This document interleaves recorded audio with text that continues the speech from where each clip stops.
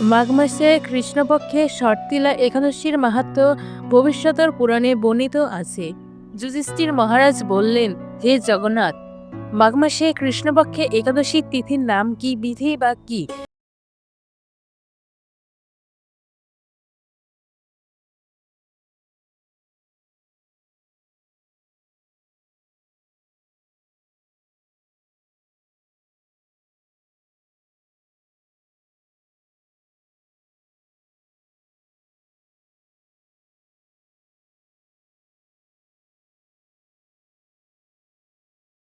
কে উপদেশ করুন।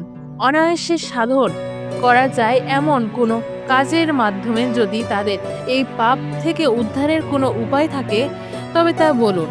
ঋষি পুলস্ত্য বললেন, হে মহাভাগ, তুমি একটি গোপনীয় উত্তম বিষয়ে প্রশ্ন করেছ। মাঘ মাসে শুচি, জিতেন্দ্রিয়, কাম, ক্রোধ আদি শূন্য হয়ে স্নানের পর সবই সর্বদেবেশ্বর শ্রীকৃষ্ণের পূজা করবে। পূজাতে কোনো বিঘ্ন ঘটলে কৃষ্ণ নাম স্মরণ করবে। রাত্রিতে অর্চনান্তে হোম করবে।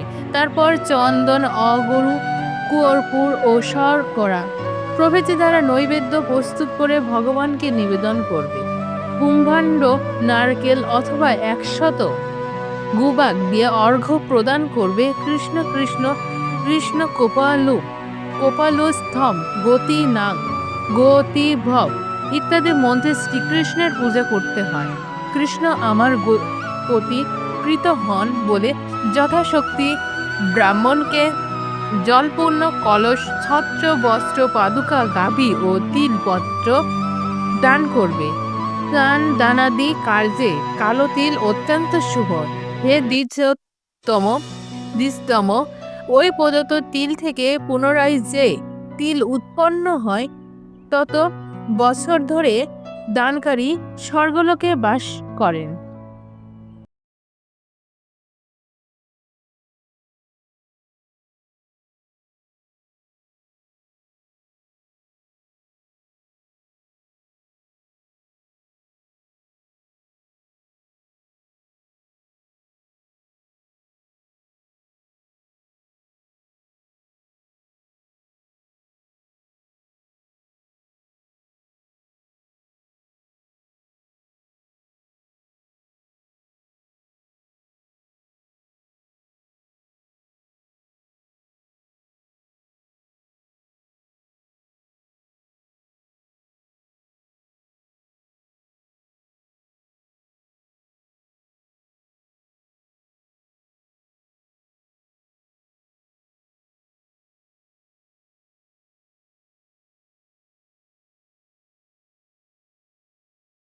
কিন্তু কখনো ভিক্ষুককে ভিক্ষাদান ও ব্রাহ্মণকে অন্নদান করেনি। এইভাবে বহু বছর অতিক্রান্ত হলো। আমি চিন্তা করলাম, কষ্টসাধ্য বিভিন্ন ব্রত করার ফলে এই ব্রাহ্মণী শরীরটি শুকিয়ে যাচ্ছে। সে যথাযথভাবে বৈষ্ণবদের অর্চনা করছে, কিন্তু তাদের পরিতৃপ্তির জন্য কখনো অন্ন দান করেনি। তাই আমি একদিন কাপালিক রূপ ধারণ করে তামার পাত্র হাতে নিয়ে তার কাছে গিয়ে ভিক্ষা প্রার্থনা করলাম। ব্রাহ্মণী বলল, হে ব্রাহ্মণ, তুমি কোথা থেকে এসেছো, কোথায় যাবে তা আমাকে বলো। আমি বললাম, হে সুন্দরী, আমাকে ভিক্ষা দাও। তখন সে ক্রুদ্ধ হয়ে আমার পাত্রে একটি মাটির ঢেলা নিক্ষেপ করলো। তারপর আমি সেখান থেকে চলে গেলাম। বহুকাল পরে সে ব্রাহ্মণী ব্রত প্রভাবে সশরীরে স্বর্গে গমন করলো। মাটির ঢেলা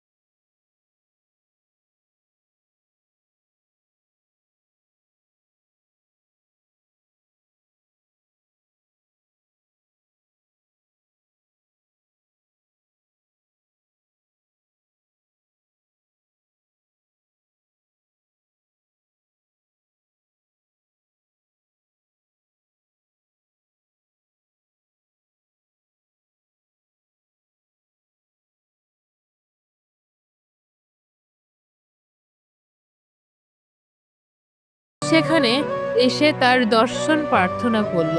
ষটতিলা ব্রতের ফল পেলেই কেবল সে মানবী দর্শন দেবে জেনে তাদের মধ্যে এক দেবপত্নী তার ষটতিলা ব্রতজনিত পূর্ণ ফল তাকে প্রদান করল।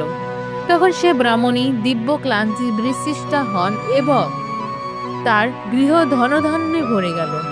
দ্বার উদ্ঘাটন করলে দেবপত্নীরা তাকে দর্শন করে বিস্মিত হলেন।